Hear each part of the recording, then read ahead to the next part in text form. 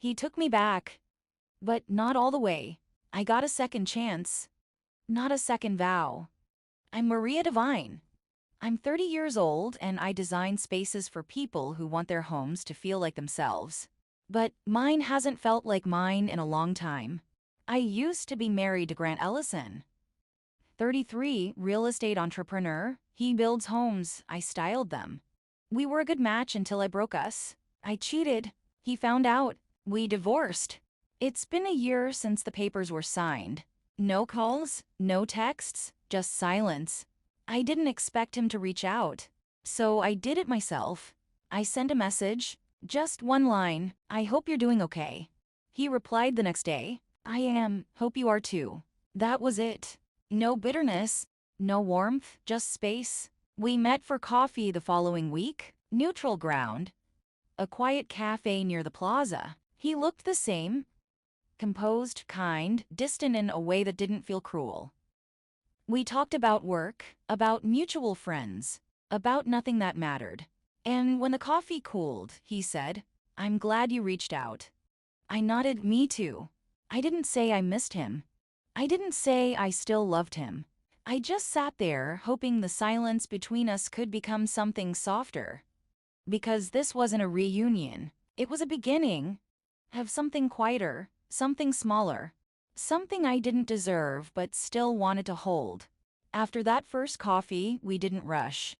2 weeks passed before we saw each other again. A walk through Canyon Road. No hand-holding, no promises. Just quiet steps and shared air. Grant didn't ask why I reached out. I didn't offer a reason. We talked about art galleries, mutual friends, the weather. It felt normal. Almost too normal. We started seeing each other more. Weekends, dinners, a movie once. He'd drive me home, kiss me goodnight. But I never saw the inside of his house. He never invited me in, and I never asked, because I knew what that house represented. It wasn't the one we shared. He sold that after the divorce, after he found out about Tomas. I didn't need to ask why, I already knew. This new house was his. Clean, untouched by betrayal, and I wasn't part of it. Still, we were exclusive. He said so one night over dinner. "I'm not seeing anyone else," he said. I nodded, "Me neither." It wasn't a vow. It was a boundary, and I accepted it. Quietly, gratefully, knowing that even this was more than I had hoped for. I've never been inside Grant's new house. Not once, not even for a minute. We've been seeing each other again for months. He picks me up, we go out, he drives me home. But the car never turns toward his place. And I never ask. Because I know what that house represents. It's not the one we shared. That one's gone. Sold after the divorce. He didn't need to explain why. I already knew. I brought Tomas there. 3 times, while Grant was out of town, while I was still wearing his ring. When he found out, he didn't scream. He just left, and then he sold the house.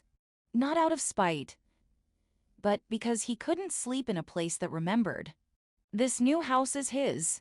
His walls, his silence, his peace, and I don't belong in it.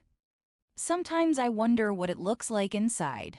What kind of couch he chose. What color he painted the bedroom. If there's a space where I might have fit. If I hadn't broken everything. But I never ask, because I know the answer. There's no room for me there. Not anymore. I never asked about the old house. I didn't need to. Grant sold it after the divorce. Quietly, efficiently, like he was removing a stain no one else could see. It was the house we lived in. The one I decorated. The one where we hosted friends, fought over paint colors, made plans we never kept. And it was the house where I brought Tomas. 3 times, while Grant was out of town, while I was still pretending to be a wife. When Grant found out, he didn't scream. He didn't throw anything, he just left, and then he sold the house. Not out of revenge, but because the walls remembered. Because every room had turned into a betrayal. Now he lives somewhere new. I've never seen it. I don't know the layout, the color scheme, the view from the kitchen window. And I never will. Because that house is his. and I'm not part of it. I ruined the last one, and this absence is part of the cost. We were sitting in his car outside my apartment. The engine was off, the night was quiet. I didn't want to get out, but I didn't ask to stay. I never do. He's never invited me into his house. Not once. And I know he never will. We're exclusive. We go out, we talk, we kiss. But when the night ends, he always brings me home. To my place, not his. There's no toothbrush waiting for me in his bathroom. No drawer with my things, no space carved out for us. And I get it. He let me back into his life, but not into his home, not into the part of him that remembers what I did. Sometimes I wonder if he's protecting himself, or just protecting the peace he rebuilt without me. I don't ask, because I already know the answer.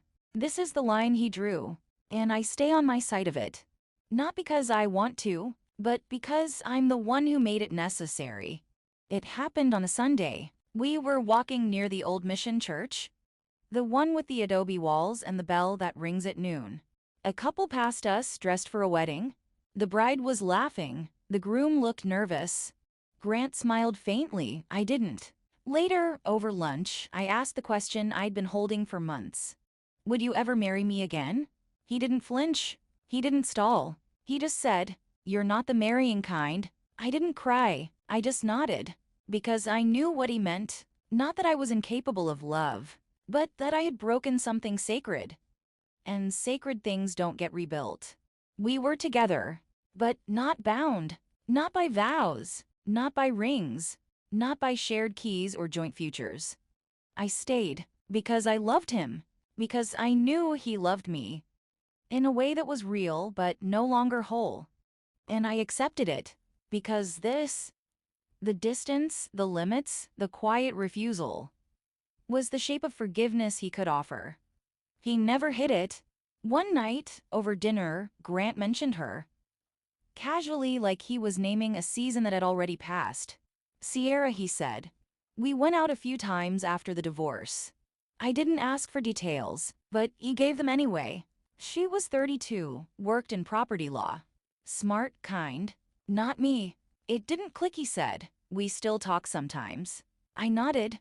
Tried not to flinch. Tried not to wonder what she knew about me. If he told her, if she judged, if she ever asked why he went back. I didn't ask if he missed her. I didn't ask if she wanted more, because I already knew. She was the woman he tried to move on with, and I was the one he returned to. But not fully. Sometimes I wonder if he keeps her close as a reminder of what peace felt like, of what trust looked like before it was broken. I don't compete. I don't compare. I just stay quiet in the space he allows me to occupy. Because I'm not the woman he introduces anymore. I'm the one he forgave, but not the one he rebuilt with. I found the ring last week, tucked in a velvet box behind old receipts and fabric swatches. It was simple, gold, no stones. Exactly what I asked for when we got engaged. I held it for a moment, slipped it on. It still fit, but it didn't belong. I didn't cry. I just stared at my hand, at the symbol of a promise I broke. Grant never asked about the ring, never mentioned it, never looked at my hand to see if I still wore it. Because he knew I didn't, and I knew I couldn't. We were together again, but not married, not rebuilding, just orbiting. Close enough to touch, too far to claim. I put the ring back in the box, not out of shame, but because it wasn't mine anymore. It belonged to a version of us that no longer exists. To a woman I used to be. To a man who once believed I'd never lie. Now I wear nothing. No band, no symbol, just silence, and the hope that being near him is enough. I never ask where this is going. Not because I don't care, but because I'm afraid of the answer. We're together. We talk. We touch. We share weekends and dinners and quiet drives. But there's no future tense in his voice. No someday. No again. Sometimes I wonder if he'll leave. If one day he'll meet someone new. Someone untouched by betrayal. Someone easier to trust. I wonder if he'll marry her. If she'll live in the house I've never seen. If she'll sit where I never did. I hope he won't. I hope he stays. I hope this, whatever it is enough for him. But I never say it, because hope, spoken aloud, feels like pressure.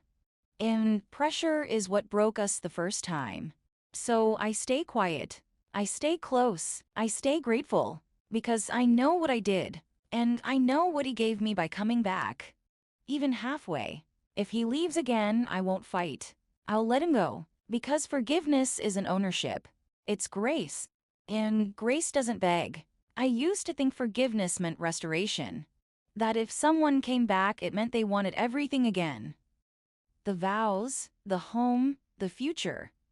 But Grant didn't come back for that. He came back for something quieter. Something smaller. Something I could be part of but never fully own. We're together, but not married, not rebuilding, just orbiting. Close enough to feel, too far to claim. He doesn't talk about the past, doesn't ask why I did it, doesn't revisit the nights I spent with someone else. And I don't offer explanations, because I know they wouldn't fix anything. I broke something sacred. And sacred things don't get rebuilt. They get buried. And sometimes, if you're lucky, you get to sit beside the grave. That's what this is. Not a second chance. Not a redemption arc. Just grace. Quiet, limited, and fragile. I love him. I think he still loves me. But love isn't always enough. Not after betrayal. Not after silence. Not after the kind of wound that doesn't bleed, but never closes. So I stay. Grateful. Careful. Uninvited into the parts of him that used to be mine. Because this, the distance, the limits, the quiet ache, is the fate I accepted when I chose to be forgiven instead of forgotten.